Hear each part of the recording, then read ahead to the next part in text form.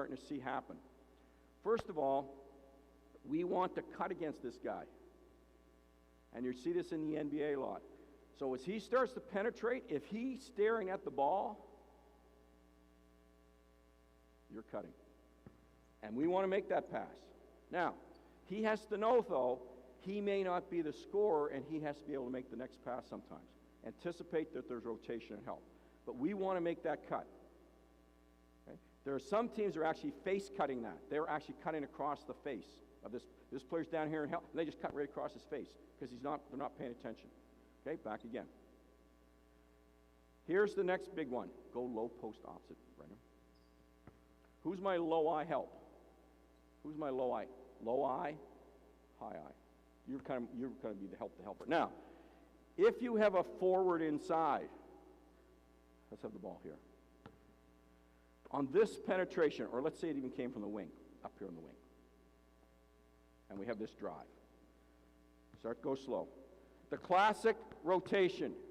Help, drop, rotate, you take him. Drop, rotate, peel off and take him. That's what a lot of teams are doing, or they're Xing out. And what happens is he stops, and then he's supposed to pivot, and he's supposed to kick out, but everything's matched up. Because we really had no movement on the offense, and we're allowing the defense to rotate, and they know exactly where you're standing, and they get the rotation every time.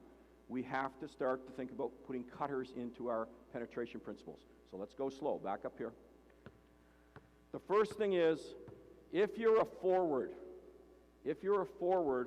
and you think that there might be a drive from over there, more up to the wing now, up to the wing, ball on the wing, right there. We want you to lift. Why would we want you up here?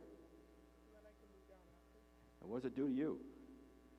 Are you the help? You're the low eye. Is it a little more difficult if I'm up here? I got some options, don't I? Okay, start your drive. Now, where do you think I'm going to go? I'm coming down here. If I'm at the high male level, where am I going? I'm going right there. I'm dunking that.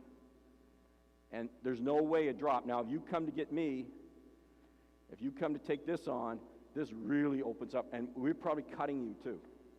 We're probably cutting him. So let's go slow with this.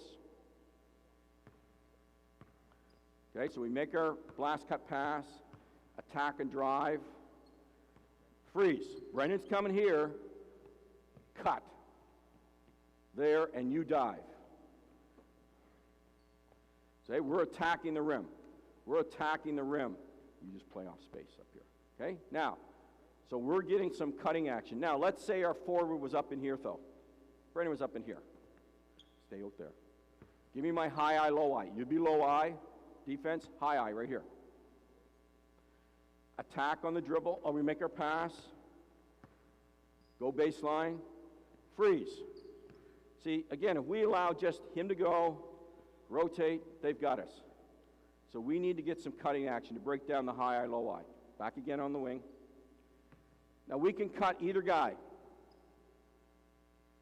The first thing we can do, go slow, drive, is you slash into the here. Because and now you're ducking and diving, we call it. Okay? So we're really putting pressure on this rotation. Or, back again, if this is more of a forward type especially, I don't care what country it is in the world, drive, low eye helps. Soon as he drops, you beat this guy right down through here. As soon as you see the drop.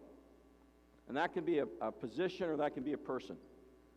So, but we really want to start looking at getting cutters against penetration instead of just standing still where the defense can rotate and match up. And I think you can do that with younger players. I know I'm doing it with my age group team. And you're getting that cutter. Even if they don't hit the cutter, it causes a lot more confusion to the defense, and we get a whole lot more offensive rebounds. The next thing is, let's give the ball here again. And your name is? What is it? Warris. Warris drives. Let's go up a little higher. Here comes the low eye. We want to work on beating this low eye defender. We either want to snake Back again, Worse. We want to snake it. What's a snake dribble? You know what a snake dribble? Cob him. So let me be you. So I want to, as he's on me, I want to try to get him on my back and come through here. Now I've beaten two guys, and you're like, I'm just throwing that up there, right? So we can snake it. Back again. So we got to work on cobbing and snaking. Go slow. So you've caught the ball, whereas he's going to snake him through the middle. Now we're in trouble. Or we can Gretzky or Nash, which is we're just going to keep the ball and go baseline. So ball's here at Juarez. Ball's here. Play a little tighter on his top. You get beat. So now freeze. Nash or Gretzky. See this space from here to here? That's a meter. That's the highway, I call it. In Toronto, I can call it, that's the collector lanes in Toronto. Okay, in Toronto, they have the expressway, then the collectors. So if you snake it, you're taking the expressway.